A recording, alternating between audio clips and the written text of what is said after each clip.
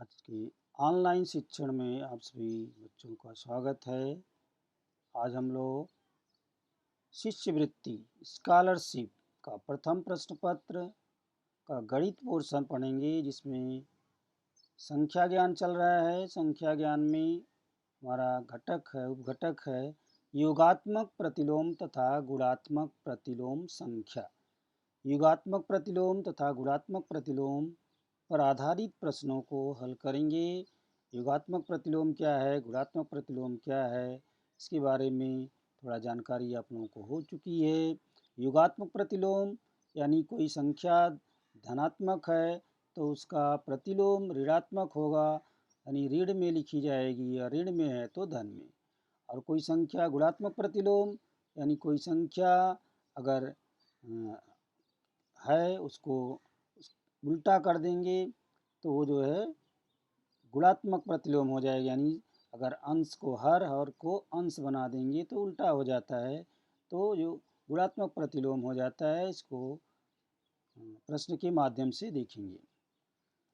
यहाँ पे प्रश्न एक है, एक्स अपान वाई, एक्स बटे वाई में 3/5 की गुणात्मक प्रतिलोम संख्या को जोड़ने पर 7/3 प्राप्त होती है, तो एक्स और वाई का मान क्रमशः कितना होगा। एक्स बटे वाई में 3/5 की गुणात्मक प्रतिलोम संख्या जोड़ने पर 3/5 की गुणात्मक प्रतिलोम संख्या जोड़ना है, यानी एक्स बटे वाई में हमें क्या जोड़ना है, 3/5 की गुणात्मक प्रतिलोम संख्या। तो अंश को हर, हर को अंश बना देंगे, यानी 5/3, 5/3 बना देंगे तो ये हो जाएगा गुणात्मक प्रतिलोम। एक्स बटे वाई में 3/5 जोड़ देंगे तो ये जो है 7/3 प्राप्त होता है, बराबर 7/3 प्राप्त होता है, ऐसा प्रश्न में कहा गया है। तो हमें क्या पूछा गया है, तो एक्स और वाई का मान ज्ञात करना है, यानी इस संख्या में ये संख्या जोड़ने पर ये मिलता है, तो इसमें से इसको घटाने पर हमें ये प्राप्त होगा। तो 7/3 में से 5/3 घटा दो, तो आप देखेंगे कि 7 में से 5 निकाल दो, सीधे सीधे आपको मालूम पड़ जाएगा कि 2/3 आएगा। तो अंश 2 हर 3, यानी x बराबर 2 और y बराबर 3, इस तरह से हमारा ये उत्तर हो जाएगा। तो गणित में कुछ न कुछ आपको करना पड़ेगा, तभी उत्तर मालूम पड़ेगा। 1/2 धन 2/3 धन 3/4 के योग फल में 23/12 के गुणात्मक प्रतिलोम से गुणा करने पर गुणनफल कितना होगा। 3 संख्याएं हैं, इनको जोड़ना है, 1/2, 2/3, 3/4। कोई भी भिन्न जोड़ने के लिए क्या चाहिए, हर समान होना चाहिए। तो 2, 3, 4 का हर समान करने के लिए आप क्या करेंगे, इनका लसावी समझ लीजिए। 2, 3, 4 का लसावी कितना हो जाएगा, 12 हो जाएगा। यानी 12 ऐसी संख्या है जिसमें तीनों संख्याओं से भाग देने पर पूर्णतः कट जाएगा। तो इस तरह से आप देखेंगे, 2 का भाग देंगे 12 में, 2 छंग 12, 6 का गुणा 1 में करेंगे 6 आ जाएगा यहाँ पे। और फिर आप क्या करेंगे, 3 का भाग देंगे 12 में, 3 चौक 12, 4 का गुणा 2 में करो, 4 दूनी 8 आ जाएगा। और फिर क्या करेंगे, 4 का भाग देंगे 12 में, 3 आ जाएगा, 3 का गुणा 3 में करेंगे 9 आ जाएगा। तो इस तरह से सब आप जोड़ेंगे तो क्या हो जाएगा, ये जो है 6 आया था, 6, 8, 9, 8, 6, 14, 14, 9, 23, 23/12 आपको मिलेगा। 23/12 मिलेगा। 23/12 जब आपको मिल जाएगा तो क्या करेंगे, यहाँ क्या कहा जा रहा है कि योगफल में 23/12 के गुणात्मक प्रतिलोम से गुणा करने पर। अब यहाँ पे गुणा करना है किससे, 23/12 के गुणात्मक प्रतिलोम यानी 12/23 से गुणा करना है। 12/23 से इस तरह से आप लिख के निकालेंगे तो मालूम पड़ेगा ये भी 12 है। आप जानते हैं ऐसी संख्याएं जो होती हैं उसको ऊपर नीचे या तिर्यक अगर कट रही हैं तो काट सकते हैं। देख रहे हैं कि ये तिर्यक और ये तिर्यक दोनों बराबर संख्याएं दिख रही हैं, बराबर हैं, तो एक दूसरे से सब कट जाएंगी, सब जगह एक एक आ जाएगा। तो एक का एक में गुणा करोगे तो आपका आंसर एक आ जाएगा, इसलिए उत्तर क्रमांक 2 सही है। नेक्स्ट है 2/5 में उसी संख्या की गुणात्मक प्रतिलोम संख्या जोड़ने पर प्राप्त संख्या में से 9/10 घटाने पर शेष फल कितना आएगा। प्रश्न को समझना जरूरी है। 2/5 में उसी संख्या की गुणात्मक प्रतिलोम संख्या। अब 2/5 की गुणात्मक प्रतिलोम संख्या कितनी होगी, पहले ये देखिए, ये 2/5 है, हाँ, में उसी संख्या की गुणात्मक प्रतिलोम संख्या, या तो जोड़ना क्या है आपको, गुणात्मक प्रतिलोम संख्या यानी 5/2, 5/2 आप जोड़ेंगे। 2/5 में उसकी गुणात्मक प्रतिलोम संख्या यानी 5/2 जोड़ने पर यहाँ 5 हो गया, 2 हो गया। आप दोनों को पहले जोड़ लीजिए। आप जैसे हर समान करना है तो 5 और 2 का लसा भी समझ लीजिए 10 आता है, 10 कर दीजिए यहाँ पे, 5 दूनी 10, 2 का गुणा 2 में, 2 दूनी 4। और यहाँ पे देखेंगे धन लगाएंगे, 2 पच्चे 10, 5 का गुणा 25 में, 5 में 25 आ जाएगा। इस तरह यहाँ 25 आ गया, 25 4 29, ये आपको मिल जाएगा 29/10, 29/10 मिल जाएगा। गुणात्मक प्रतिलोम संख्या जोड़ने पर प्राप्त संख्या में से 9/10 घटाने पर, अब इसमें से 9/10 घटाएंगे आप, ये 29 है, ये 10 है, ये भी उसका भी 10 है, दोनों हर समान है। आप देखेंगे 29 में से 9 घटाने के बाद 20 बचेगा, 20/10 आपका आ जाएगा। तो 20/10 का मतलब क्या होगा, दोनों को संख्याओं को छोटा करेंगे तो 10 दूनी 20, आपका उत्तर 2 आएगा। इस तरह से ये उत्तर आपका पहला सही होगा। 4/9 के गुणात्मक प्रतिलोम और 2/7 के गुणात्मक प्रतिलोम संख्याओं का योगफल कितना है। तो 4/9 के गुणात्मक प्रतिलोम और 2/7 के गुणात्मक प्रतिलोम, दोनों का गुणात्मक प्रतिलोम 4/9 का कितना हो जाएगा, 9/4 धन 2/7 का गुणात्मक प्रतिलोम 7/2।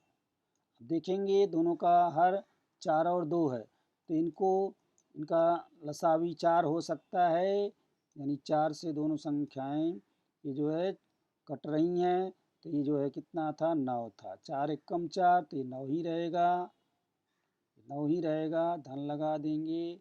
और 2 दूनी 4, तो ये जो है आप गुणा कर दीजिए 7 में 2 का, 7 दूनी 14, इस तरह से 14, ये 9 हो गया, 14 10 24 यानी 23/4 आ जाएगा, 23/4 आ जाएगा उत्तर।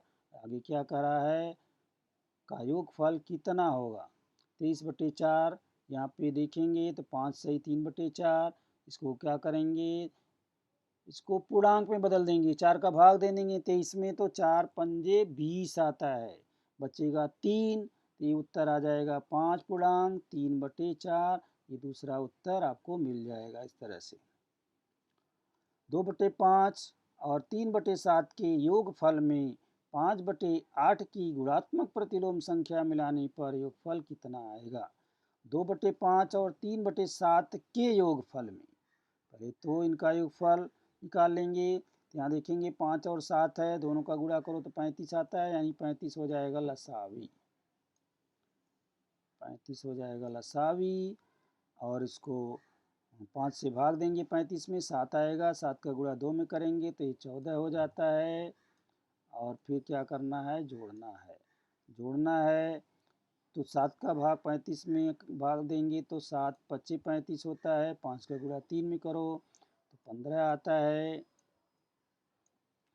15 और 14 मिलके कितना होता है? 29। ये हो जाएगा 29/35। 29/35 हो जाएगा। योगफल में 5/8 की गुणात्मक प्रतिलोम संख्या मिलाने पर 8/5 की गुणात्मक प्रतिलोम संख्या क्या हो जाएगी? 5/8 की गुणात्मक प्रतिलोम संख्या 8/5, 8/5 हो जाएगी।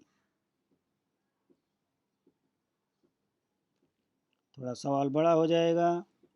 अब इसमें आप जोड़ सकते हैं 8/5, 5 और 35, ये 5 से 35 कट रहा है तो लसा भी दोनों का 35 ही रहेगा, इसको चेंज नहीं करेंगे, ये वही रहेगा।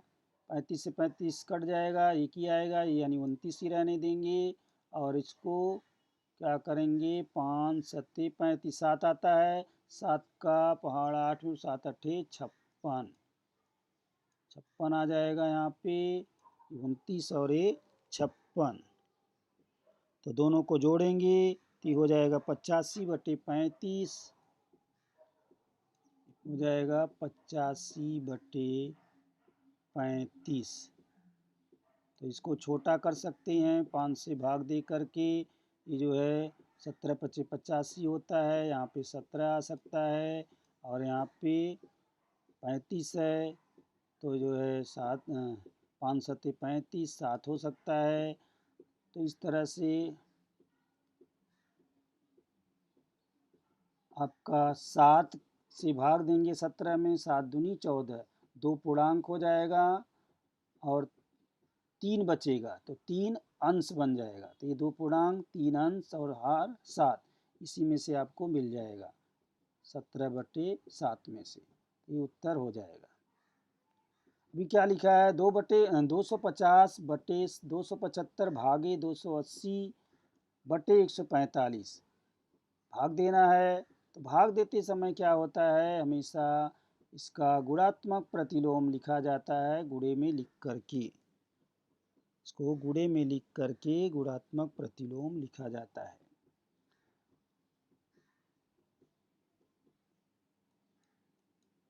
यानी 250/275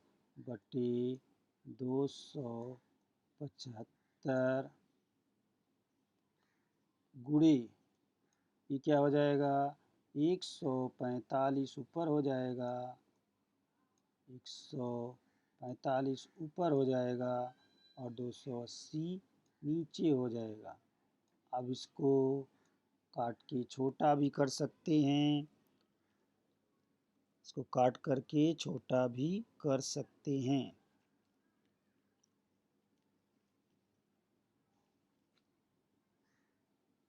अब इसको काट के छोटा कर लेंगे तो हमें क्या कहा जा रहा है? इस तरह से 145/308 प्राप्त हो जाएगा। तो इसका उत्तर ये दिया गया है, इसको करके देखेंगे। इस तरह से भागे रहता है तो ये गुणे में डाल करके इसका गुणात्मक प्रतिलोम लिखा जाता है। तो इसको काट के छोटा करेंगे, फिर गुणा करेंगे, तो ये उत्तर आएगा 145/308। अगला प्रश्न है, ऐसे प्रश्नों में क्या करना है? 2/5 धन ऋण 1/5 पूरा ब्रैकेट है गुणे 5। तो ऐसे सवालों में हमें क्या करना है? ये ऋण लगा हुआ है, ये धन है, तो मतलब ये क्या हो जाएगा? ये ऋण ही हो जाएगा, यानी घट जाएगा। तो 2/5 में से 1/5 घट जाएगा तो बचेगा 1/5। 1/5 में 5 का गुणा करेंगे तो क्या हो जाएगा? 5 एकम 5, यानी 5/5 आ जाएगा। तो जब संख्या अंश और हर बराबर होती है तो उसका मान 1 होता है, इसलिए 1 आ जाएगा उत्तर। अगला प्रश्न है, 5x² अपॉन y² यानी 5x का वर्ग बटे y का वर्ग ऋण 4x का वर्ग बटे y का वर्ग ब्रैकेट है गुणे y का वर्ग बटे x का वर्ग। इसको सरल करना है। यहाँ देखेंगे कि ये ऋण में है यानी घटाना है, तो 5 में ये दोनों हर बराबर हैं, 5 में से एक निकल जाएगा तो बचेगा x स्क्वायर बटे y। यानी यहाँ पे आप समझ सकते हैं ये x स्क्वायर